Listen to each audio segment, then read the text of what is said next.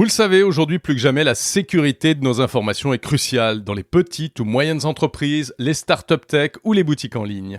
Alors imaginez un expert cyber disponible à la demande, capable d'adapter ses solutions à la taille et aux besoins de votre entreprise. C'est ce que propose Orange Cyberdéfense, leader en cybersécurité reconnu à l'échelle mondiale.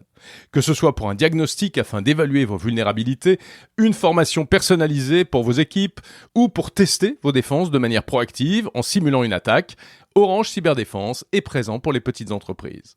Pour vous permettre d'en savoir plus, un webinar aura lieu le 28 mai prochain, une occasion idéale de poser vos questions directement aux experts.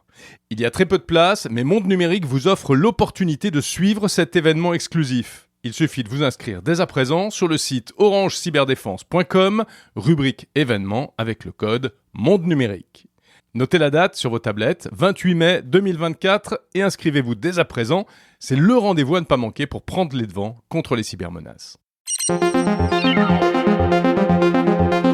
La technologie ne sauvera pas le monde, mais on ne sauvera pas le monde sans la technologie. Chaque mois, Objectif 2050 explore les innovations au service de l'environnement et du monde de demain. Une série spéciale de Monde Numérique en partenariat avec EDF, acteur majeur de la transition énergétique.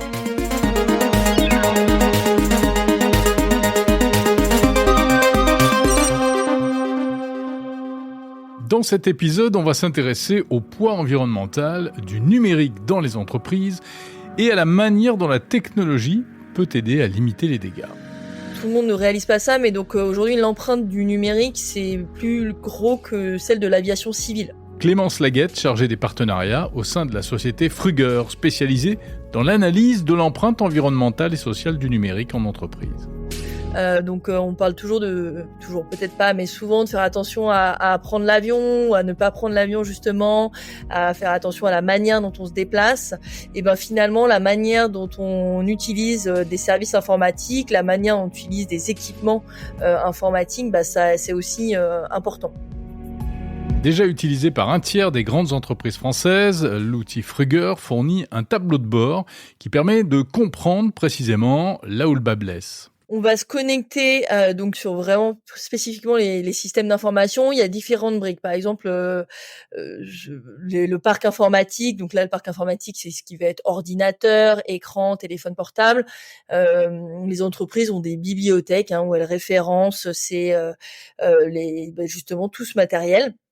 Nous, on va pouvoir capter ces références, un peu comme dans une bibliothèque municipale. Vous avez toutes les références, vous pouvez rentrer dans l'ordinateur et vous allez faire votre recherche. Et voilà. Et nous, de la même manière, on sait l'empreinte environnementale pour chaque ordinateur en fonction de sa génération, etc.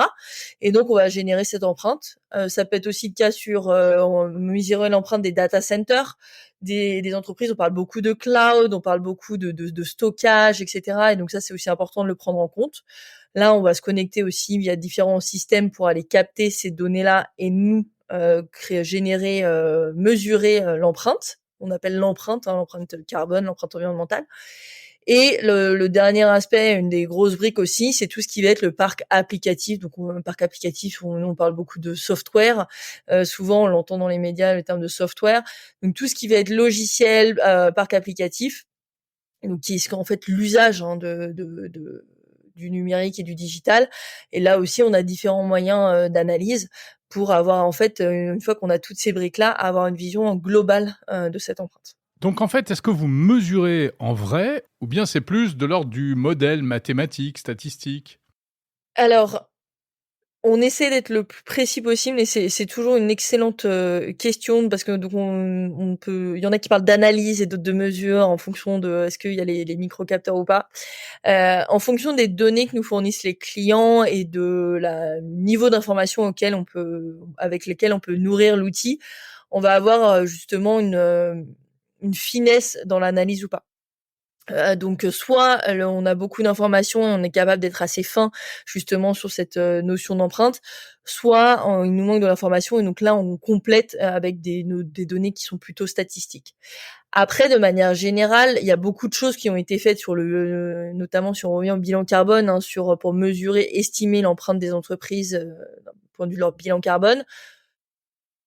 Sur le numérique, c'est plus récent. Donc sur qu'est-ce que vraiment l'empreinte d'un ordinateur qui fait 60 fois le tour du monde avant d'atterrir entre nos mains.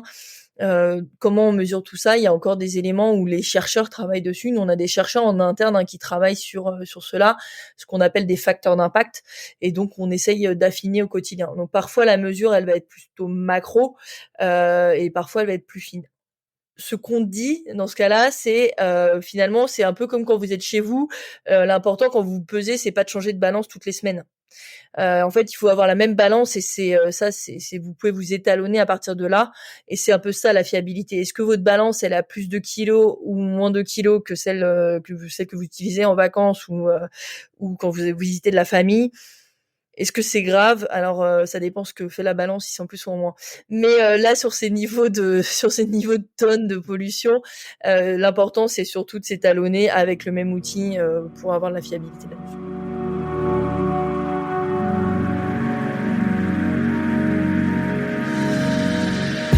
Avec la numérisation de l'économie, aujourd'hui, toutes les entreprises sont concernées par cette question de l'empreinte environnementale du numérique.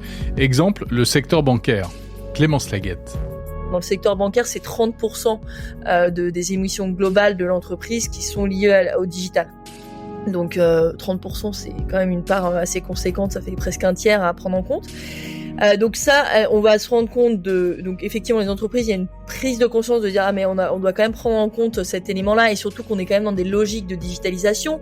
On parle beaucoup d'intelligence artificielle, c'est très consommateur d'un point de vue des infrastructures, l'intelligence artificielle et d'un point de vue du stockage, etc.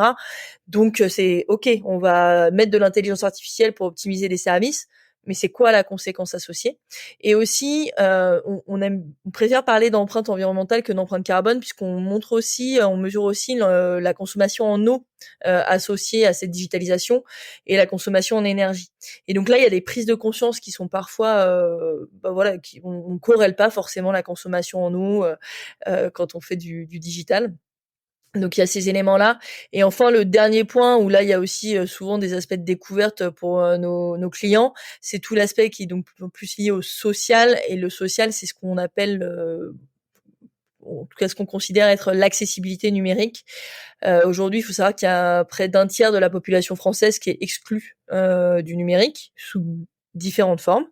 L'exclusion, elle peut être liée à des déficiences, à des personnes qui sont en situation de handicap, ou c'est parce que elles n'ont pas été formées à utiliser les outils, etc. Donc il y a plein de vecteurs différents, et en fait on sensibilise les entreprises à prendre ces facteurs-là en compte, et donc souvent il y a des prises de conscience.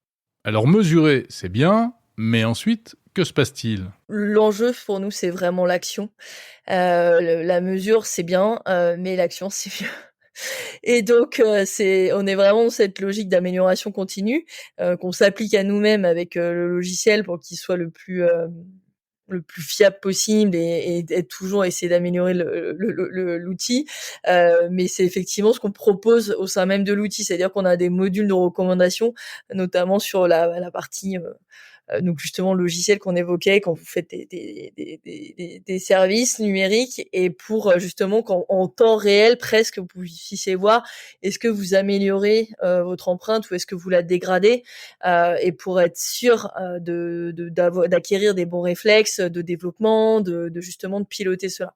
Et donc ça, on essaie d'automatiser un maximum ces recommandations au sein de l'outil. Elles sont spécifiques. Par exemple, je sais pas, ça peut être Jérôme, on a branché votre téléphone et on peut vous dire tenez, si vous faites ci et ça, et vous allez améliorer votre empreinte de 2%. Comme quand vous faites, si vous avez déjà fait votre empreinte personnelle, vous faites peut-être que vous êtes à 10 tonnes et on va vous dire vous pouvez améliorer sur l'alimentation, sur le transport ou ces choses-là. Et c'est aussi donner des choses mais qui sont vraiment spécifiques à notre client. Et quand l'outil est pas en capacité de le faire de manière automatisée, là, ce qui prend le relais, c'est les équipes de partenaires et de conseils. Donc, c'est des personnes qui ont la formation et qui viennent former aussi les clients pour qu'ils puissent mettre en place les bonnes pratiques. Clémence Laguette, chargée des partenariats de la société Fruger. Fruger présent à Vivatech 2024 sur l'espace Impact Bridge et également en ligne www.fru2gr.io. Merci d'avoir écouté cet épisode d'Objectif 2050, une série spéciale de Monde Numérique en partenariat avec EDF. Retrouvez tous les épisodes de cette série sur toutes les plateformes de podcast, sur la chaîne YouTube de Monde Numérique et aussi sur le site mondenumérique.info.